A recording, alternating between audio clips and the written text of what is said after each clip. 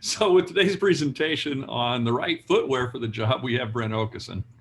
Yep. Hello, everybody. We're going to talk about the right footwear, especially this time of year. We see a lot of different claims come in during the wintertime with slipping on ice and snow and wet surfaces. And so we thought it'd be a good thing to identify some things we can do with our footwear that might prevent some of these different hazards, especially slipping and falling on these different surfaces. So we're going to look at some things today as far as the work environments that we're in, and just want you to think about that, the places you go and walk, and also the type of shoes that you wear, the footwear for the job and the places that you go.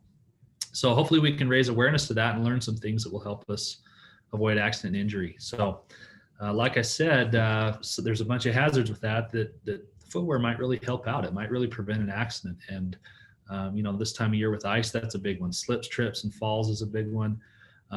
Objects that could fall on your foot or crush your foot or roll over the top of your foot, those are big things that you'd want to have a certain type of footwear for to protect your foot from an injury. There's also times where the sole of your foot, the bottom of your shoe, can get pierced. Maybe it's a nail or something that comes in through that. And so there's hazards with that, places where you work and walk, and also electric shock. There's parts of metal that can be in your shoes that can become part of a conductive path and possible electrocution. So we're going to look at those things today. These are some of the different hazards, and we're going to learn from those on what to watch for. As far as some of the claims go, like I said, this time of year, we see an increase in slips, especially on ice. So watching where you're walking with parking lots and walkways and wet sidewalks, those are areas where we see claims come in from people sometimes just simply getting out of their car and walking into an office or a building that causes them to slip there. Also, there was a case where somebody was walking in an office, and there's slippery floors in office spaces as well, with polished surfaces and tile floors that can be slick. Well, in one case, there was some water that was left on the floor of a bathroom, and an employee went in there and slipped in the bathroom and fell. And some of these injuries that we see are where people try to catch themselves. When they go to fall, they put their hands out. They could have a shoulder injury, wrists or knees or joints or hips. We see injuries from that with the claims there. So those are things to watch for. Also, we've heard of examples where somebody's removing a manhole cover and they accidentally drop it on top of their foot and smash their foot. So these are things where footwear might play a difference if you have good traction. If you're wearing the right type and you have the right protective footwear, it might really prevent an accident from that and an injury. So those are things to think on. But think about where you walk. Think about the office floors that you walk on, the spaces that you walk into, the surfaces. Think about leaves. In the fall, we see slips as well, where leaves will fall on the surface and then it will get wet. Those leaves can be really slippery. And those are things to be aware of. Could be in a shop or a warehouse that you could be on, in the outdoors on hillsides where there's rocky or uneven surfaces. You could possibly twist an ankle walking in those kind of conditions.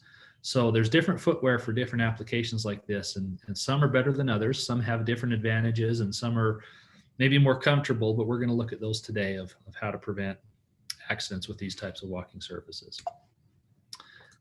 So as far as causes of slips, like I said, it could be a wet surface. There could also be some foreign object on there like grease or oil. There's shops and places where people work. If you leave some oil or grease out, it can be really slippery. So we want to make sure we clean those kind of things up. Here in the picture, you'll see dust on the floors. If there's a dust that really accumulates a lot, that can become really slick. You can see somebody kind of skid and fell here in the picture. And any type of polished, smooth surface or objects that are left on the work surfaces can cause a slip. So there's some footwear that's better for these kind of things, and we'll look at that. How do we prevent the slips? Well, wearing proper footwear, and we'll look at some examples. You want to have good traction. The key is maintaining good traction, and the make and design of shoes is different, but some are better than others. And also the condition of your shoes is important to pay attention to, because the soles might wear out or they might get smooth and not have that traction like they had when they were new. And it's important to look at that. So looking at the soles, there are some types that are slip resistant rubber soles that have a little better grip. And even that design of footwear, the design and the way that it is made and the quality of it and the performance of it makes a big difference. So we're going to look at some things there. There's lots of different types of footwear out here. And here's some pictures of several different types. You can see some might be more comfortable, some are more casual, some are maybe better for the work environment. But you have to think about what is best for you today. What is, when you get up in the day and you're thinking about, okay, where am I going and what am I doing and where am I going to be walking today? It's important to look at those different types of footwear and select the right type. So you see some here have some open toes. That might be good for an office setting, but it might be, tough in an environment where something could fall on you or smash your toes. Or maybe it's boots. I know a lot of guys that wear boots, and sometimes they get worn out on the bottom and they can become really slick. And I know guys really love their boots and they get used to wearing them all the time, but you have to think about, where am I going and what am I doing today? So the type of footwear plays into that in the decision making there. So we need to select the right kind. So what you want to consider is, what's my daily task? What am I going to be doing today? What hazards are there where I need to have a certain type of footwear or certain type of protection for my foot? Those are things to think about. Think about your work environment. Think about weather conditions. If it's snowy or wet, or if it's dry surface, it could be totally different. You might want a different type of a shoe that day. And then the potential hazards that you work around. Those are all things you want to think about when selecting the right footwear. So OSHA has requirements on foot protection, and it is actually the employer's responsibility to do an assessment and look at the work environment, see the tasks that are being done, and then assess, what the hazards are and what type of footwear is needed. But it's actually up to the employee to purchase their own shoes, their own footwear, and wear the right kind that their employer requires. So the employer is actually not required to pay for footwear, but they are required to make sure that the employee is wearing the right footwear when there's danger of foot injury. So remember that as an employer, there's requirements, and as an employee, it is a requirement for you to follow your employer's procedures on that.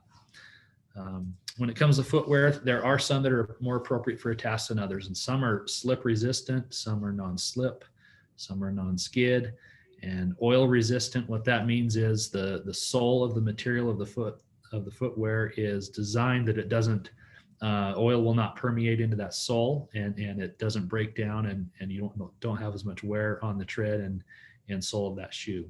And there's different ratings on these, and you will see when you go to purchase a shoe like this, if you need to know that information, there will be ratings and markings on these that indicate if they're more slip resistant or if they're more oil resistant and things like that. So there are some specifically designed for a task. If you have to work in an environment where it's required that you have a slip resistant type shoe, you can find ratings and markings and information on that when you buy those shoes there. And you'll see in the picture here, there's different types of soles on those that have different traction and different capabilities there. If that wears out over time, and if it's not a good type of rubber that grips well, you might be more prone to have an accident with a slip there. So those are things to be aware of. Foot injuries, they also happen most when you have heavy or sharp objects that fall on your shoe. Something rolls over the top of your foot, or you step on an object that pierces through the sole of the shoe. So you may need to have some extra foot protection based on your work environment there. There's actually some standards on this, and this is the ASTM standard F2413. It's performance criteria and performance standards for footwear. And so if you need a certain type of footwear there, you can get that. There's steel and composite toe shoes that will protect you from something falling on you or crushing your foot. There's puncture resistant soles. They're built and designed so that things won't pierce through the bottom of the sole. There's metal free applications for footwear where they won't conduct electricity because they're made of maybe composite or other material. And there's various styles for different types of jobs. You can see here in the picture, this is a safety boot on the left here, a standard kind of a boot. But there's many different styles and different types, and some only come up, to the ankle, whereas this one fully covers and have a better ankle support than some of the footwear out there. So realize that there's different types and there's better footwear for different applications. There's also some specialized equipment that you can use. Some of these are designed for specific tasks and environments, and they're not really for all uses. For example, here we have an example of some ice cleats or snow grips.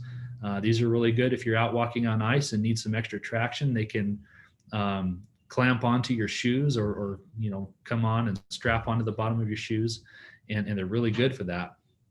But one thing you want to think about is the transition. So if you're outside walking on ice, these are really good, but they're not generally recommended for coming in and having a transition there. So you want to think about that. If you're out on the ice and things are going on there, and you got a guy behind me here. If you're walking outside and you're on the ice and you walk into a house, you don't want to wear them on your wood floor. Or if there's a really slick surface, like a concrete surface, let's say you're outside and then you walk back inside, you don't want to have a slip from leaving these on. So make sure you take them off for those transition areas. But these would be very helpful when you're maybe out ice fishing and need a little extra traction there. So watch for those things. Also, something to be aware of is snowshoes. Now, a lot of you like to use these for recreation, and they're really good for that. They help you, walk through that deep snow. Might be something to consider if you're doing a job and you're in some snow and need to have some better walking abilities there. So there's different types of equipment there.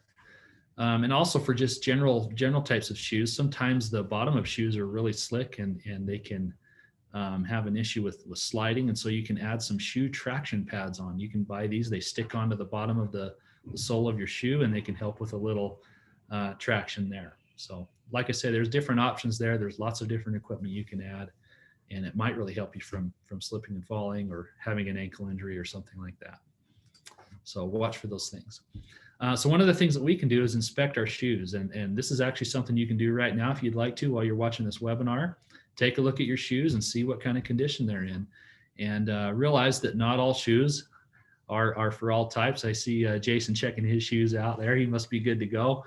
But some have better tread and some get worn out. You just want to make sure you have a good sole on there that's in good condition, and you can maintain that traction, especially in this type of year with wet surfaces and things going on there. Also consider the stability. Does it support your foot well? Does it support your ankle? I know sometimes when you're wearing in a brand new pair of shoes, it takes a while for them to feel fully comfortable, and you want to make sure you have the right footwear for your comfort and ability for what you're doing. Check for wear and tear. If there's holes or tears or cracks or things that need to be replaced, or even throw them away and buy a new pair. Check those things out. Just inspecting and being aware of the condition might also help you avoid a slip or a fall or different injury from the type of footwear you wear. But just realize there's different types. Not everybody has to wear a full safety boot like this, but if you're in a certain environment that requires it, you would want it, and you'd want to make sure it's in good shape. But even your daily shoes that you wear to an office or around the house or through the workplace, there's different types that might be better for you. Realize though that just wearing the right footwear isn't everything. Part of that, there is some limitations with footwear. You, the user, have to make sure you're walking in the right way, watching your step, paying attention. A lot of that is choosing your path. Sometimes we pull into a parking lot and we think, I'm just going to walk straight into the office, when it might be a lot easier taking a sidewalk that's been cleared or taking the right path that's a little bit easier to walk on. So choosing your path, being alert, and watching for those hazards is something you can do. And then I like these penguins here. They've learned how to live in a really cold, slippery environment their entire life. They know what to do. And if you notice how they walk, they like to shuffle their feet when they're on the ice. Maybe we can be aware of that and just realize as you are walking at this time of year that we may need to kind of shuffle our feet and not be in such a hurry, and thinking that we have to get from point A to point B so fast that we slip and fall. So being alert and having safe walking practices can really help you too, in addition to the right footwear. So there's lots of things to be aware of, but one of the things you can do in summary is check your shoes. Make sure that they're in good condition and ready to go each day, and as you're working, make sure you got the right footwear, because it might really help you out. Wear the right kind. Consider the hazards. Think about the hazards you might be working around. The key is maintaining that traction. So if you don't want to have a slip and fall and an injury, try to maintain good traction and use those safe walking practices. Those are our recommendations and things that we can learn from. Hopefully that helps to identify those things today. So I'll throw it out there and see if anybody has a question. Jason, are you seeing any questions today? Folks, if you have any questions, go ahead and type those into the chat box so we can get Brent to answer those right now. Boy, as you're talking there, Brent, I had a little flashback back to my college days when I was working as a metal fabricator, and and I had bought, of course, safety shoes, but I went the extra mile and got the ones that had the metatarsal protection that went up there, because I was working with metal parts all the time. And one day I was pulling a pallet, or a big basket on a pallet jack of steel. It was probably over a ton, and I'm pulling it along, and I was not quite I was not quite the mountain of man that I am now. I was about 60 pounds lighter than I am right now. And I went to stop that pallet jack, and I didn't have my feet quite far enough back, and it rolled. That thing rolled. The momentum rolled right up onto my metatarsal protection on my boots, and rolled right off. And there was no pain. And I've thought about that many times since. If I weren't using the right protection that day, I could have had a lifetime of problems with, damage to that foot. Anyway, so really important stuff. And it's not just heavy. It's not just steel toes, safety shoes that way, but like Brent's talked. I'm trying to see if we've got any questions on there, and I'm not seeing any, folks. If you do have those, let us know. Anything to add, Doug? I would just like to reemphasize what Brent said about transitioning to different surfaces, especially in the wintertime. Remember, when you're coming in from the outside, your traction on the inside floors, on the smooth cement floors versus outside, is going to be different. You really need to think about, whether you need a different type of footwear indoors, or at least, extra caution as you're making those transition from different surfaces. Okay, I don't see any additional questions come in. So Brent, final word. That's all, everybody. Thanks for joining our webinar, and hopefully everybody has a great week and stay safe through this season. Have a great day.